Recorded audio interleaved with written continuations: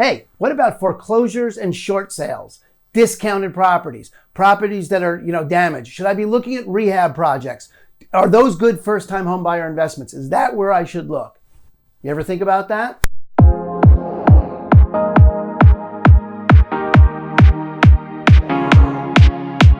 Welcome back. First-time home buyer Fridays. Here we are, Aaron Hendon, Christine and Company with Keller Williams, and there you are, someone who's out to ditch their landlord, out to stop paying someone else's mortgage, out to actually start building their own equity as opposed to contributing to someone else's wealth. Smart person. All right. Well, one of the things that people ask me all the time is, should I be looking at, foreclosed properties, the distressed properties, damaged properties, rehab projects, short sales, things like that. Okay. The simple answer, as most of my answers are, is no, you should not be looking at those. Really, the problem with it is, and I talk about this extensively in Shortchanged by Shortcuts, which my best-selling book. If you want a copy, let me know. I'll get you a copy for free. Is this. Distressed properties, rehab projects, things like that are going to be a problem for a first-time home buyer more often than not. The situation is this. Any home is a money pit. I know as a realtor, it's not a real big enrollment conversation for me to be telling you that every home is a money pit, but every home is a money pit. And as a first-time home buyer moving from someone who's renting to owning, you already honestly have no idea what's in store for you. Your landlord has been taking care of all the structural things, or not, and that's why you want to move, but still it's on their plate, not yours. And it's important that you realize that there's a ton of what are for you currently hidden costs to owning a house.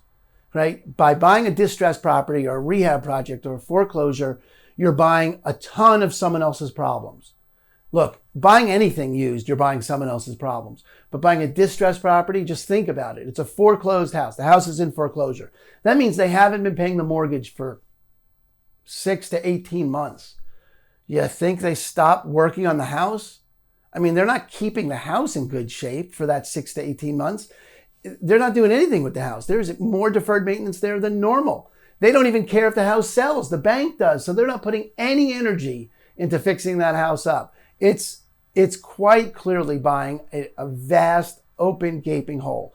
And whatever reality TV has taught you, whatever HGTV or Bravo or any of those Fix and Flip or whatever those shows are, has taught you about stuff, it's not true. It takes more than a 30-minute show or an hour show to turn a house into a masterpiece like that. And a ton of money. And no one's coming to do it for you. And unless you're doing it for a living, you're not going to get the best deals. I mean, think about it. There are literally people that's all they do is flip houses. That's their job. If you find the house that's available for you to buy, that means that all those people, that's all they do, the people that do it for a living, have passed on that one. They would have bought it because they're hunting as a job. You're hunting while you're at your job. So they've passed on it. You think there's a value there for you? No, there's not. I mean, as a first-time buyer, it's way too risky. You want to do it? Great. Use someone else as a realtor. It's way too risky for my clients to do. I just think it's dangerous, and totally unrealistic. You can get into a better house that's going to cost you less in the long run, make you more money by doing good background work, educate yourself, use a good loan, pay less in the loan, pay less up front. You make your money in the buy, not in the rehab. For first-time home buyers, stay away from rehab projects. Just don't do it, unless you want to end up in rehab. All right, anyway, that's my advice. Should you be looking at those? No. All right. Other questions, things you want to know, ask in the comments. Subscribe. Make sure you hit the subscribe button. Share this with your friends. Let me know what I can do for you. Talk to you later. See you next week. First Time Home Buyer Fridays. Don't forget.